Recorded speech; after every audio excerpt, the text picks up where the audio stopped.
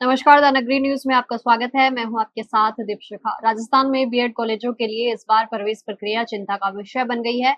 पहली काउंसलिंग के बाद 57% सीटें खाली रह गई हैं। सरकारी शिक्षक भर्तियों में देरी और रोजगार के सीमित अवसरों के चलते युवाओं का बीएड की ओर रुझान लगातार घट रहा है। इसका असर सिर्फ कॉलेजों पर ही नहीं बल्कि हजारों शिक्षकों की नौकरियों पर भी पड़ सकता है।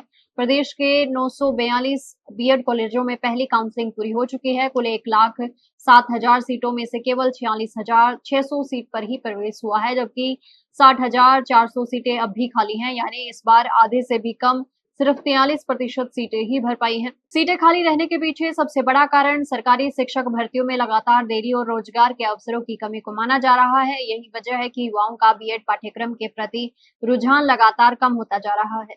अब खाली सीटों को भरने के लिए वर्धमान महावीर ओपन यूनिवर्सिटी कोटा दूसरी काउंसलिंग आयोजित करेगी। इसके लिए 6 अगस्त से 11 अगस्त तक रजिस्ट्रेशन और नई चॉइस भरने का मौका दिया गया है।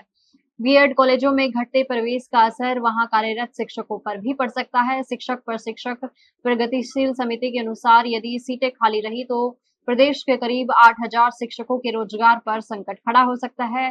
समिति के अध्यक्ष डॉक्टर आर.एस. मिश्रा का कहना है कि एनसीईटी के नियमों के अनुसार 100 विद्यार्थियों पर 15 शिक्षक और 1 प्राचार्य होना जरूरी है। यदि विद्यार्थियों की संख्या कम होती है तो कॉलेजों को कम शिक्षकों की आवश्यकता पड़ेगी। वहीं बीएड कॉलेज के प्राचार्यों ने सरकार से मांग की है कि एमएड की तर्ज पर बीएड में भी सीधे प्रवेश की अनुमति दी जाए।